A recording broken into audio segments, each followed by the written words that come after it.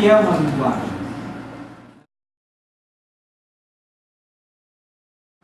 O que é a linguagem da pintura? O que é a linguagem da fotografia? O que é a linguagem do cinema?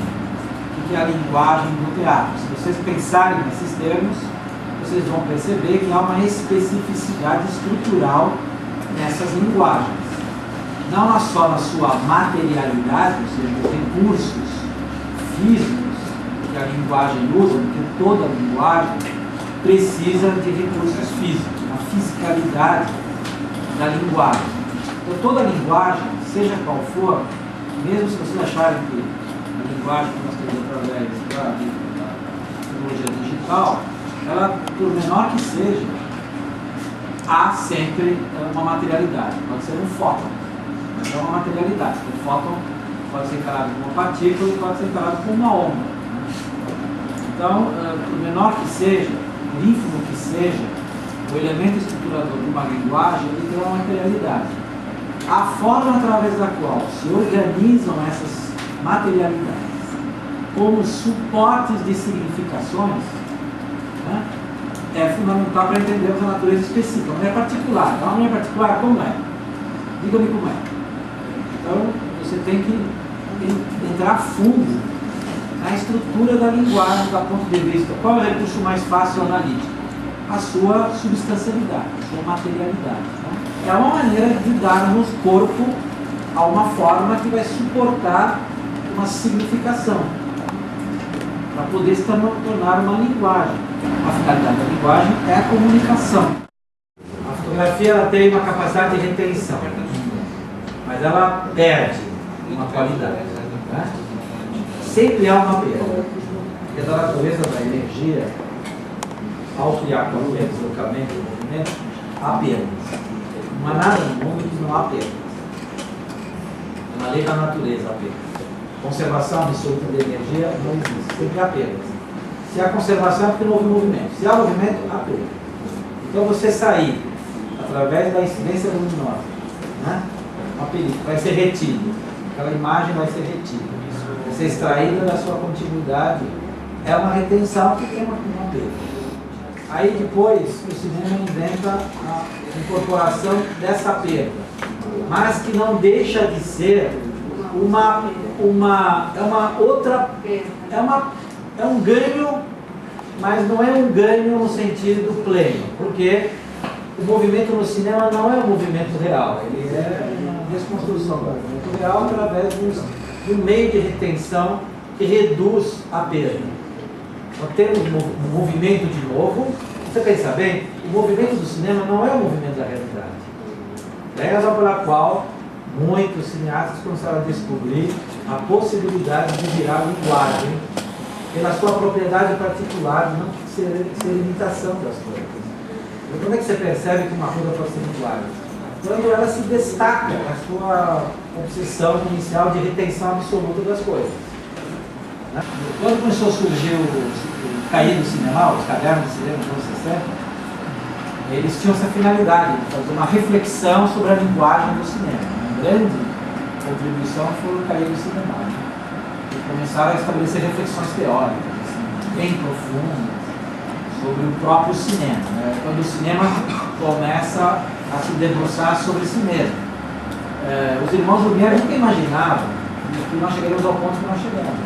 Eu era um engenhoso, uma maquininha mágica, mas não chegaria a imaginar a potencialidade que o cinema tem hoje. Sem dúvida, não só o cinema enquanto sala de cinema, né? Mas a imagem em movimento, né? A convergência dessas linguagens, esse movimento que se realiza, e como isso virou uma potencialidade de uma grande, super linguagem, né? Uma linguagem feita de linguagens, interativamente, né? E que estão apontando para uma outra linguagem. Linguagens também estão sofrendo uma semiose dentro delas mesmas. Linguagens levam a outra, levam a outra, levam a outra. O roteiro no cinema não precisa ser tão detalhado, né? Porque a linguagem do cinema pode completar-se com fragmentos, frações de segundos que vai ser passado e as pessoas vão sentir um plano não lógico. Né? Eu vejo isso na capacidade que o cinema tem de movimentação, em todas as direções. Né? Hoje há um descudor posicional. Não tem mais problema de sair rolando. Ele se desloca, né?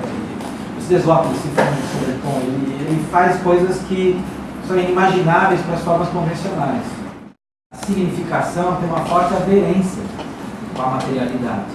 Nós chegamos num ponto em que tornamos essa aderência menor. Então, é a famosa sociedade líquida, né? Ela se torna menos densa, porque menos aderente, perde a aderência, né? E torna-se mais fluida, né? Mais fluida e capaz de ser retida em áreas de volume, em quantidades muito maiores, né, do que antes. Então, isso que está gerando uma situação de mudança na percepção, porque a percepção tem muito a ver com a representação, né, porque a percepção é um estado caótico. Agora, a representação é um princípio de ordem, né, que nós precisamos. O estado perceptivo, sensorial, é caótico, né, é uma desordem rica, mas a linguagem, pela sua natureza, tem que reter, tem que reduzir, tem que conduzir, né? Então sempre há uma perda dessa naturalidade, né? Do natural, né? O fenômeno, né? Que se manifesta aos nossos órgãos sensoriais e tem uma plenitude, uma potencialidade muito maior. Então, esse processo, na primeira fase, se retém na materialidade do mundo, né? E depois vai perdendo vínculos. E aí nasce o não lugar das coisas, né? Porque essa situação que nós estamos vivendo de perda da noção de lugar fixo, né? A própria noção de lugar mudou, né? Os celulares já estão demonstrando isso, né? Não existe mais essa detenção a um ponto fixo, né? Agora, a própria física clássica não tem como dar conta, já que ela estava muito ligada à materialidade, à partícula, né? Daí a física quântica veio no nosso socorro para melhorar essa nova versão da perda, da posição das coisas. As coisas tinham uma posição, né? Não tem mais uma posição determinada. Hoje as coisas se movem não tem um lugar fixo.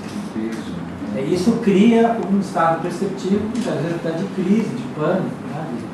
A fisicalidade ela não dá uma garantia. A continuidade do tempo e do espaço nos dá psicologicamente um equilíbrio, né?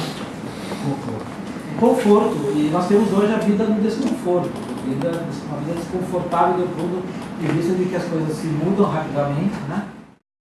Todo o processo de retenção, base da representação, é através de uma ruptura. Qualquer recurso técnico que a gente vai utilizar, seja máquina fotográfica, seja o filme, seja o computador, ele tem que romper alguma coisa. Ele tem que, para romper essa coisa, ele tem que retirá-la, extraí-la da sua continuidade existencial, né? Uma coisa que vai continuando, né? Que essa coisa do tempo que você falou, as coisas continuam existindo no tempo, mas a representação inequivocadamente precisa, para reter, tem que romper. Ele faz coisas que são inimagináveis para as formas convencionais. Há uma incompletude, na consciência da própria incompletude, de organização da incompletude. Quer dizer, você só vê uma coisa porque ela deixa de ser. Uma descontinuidade que tende a atingir contínuo. Uma geração espontânea, né? Do real. Porque isso é uma reflexão sobre a natureza da linguagem. A finalidade da linguagem é a comunicação. O que é que isso que eu estou fazendo? Né? Que garantia temos de algo que não para de mudar? É difícil viver num universo onde a própria mudança muda. Nós não temos distanciamento suficiente para perceber o que está acontecendo, né? Mas a gente vê as coisas, né? Há uma desordem. Você está reparando isso que está acontecendo agora? A gente pode estar acostumado, né? Convergência dessas linguagens, esse movimento que se realiza, e como isso virou uma potencialidade de uma grande, super linguagem, né? Uma linguagem feita de linguagens, alternativamente, né? E que estão apontando para uma outra linguagem. As linguagens também estão sofrendo uma semiose dentro delas mesmas. Linguagens levam a outra, levam a outra, levam a outra.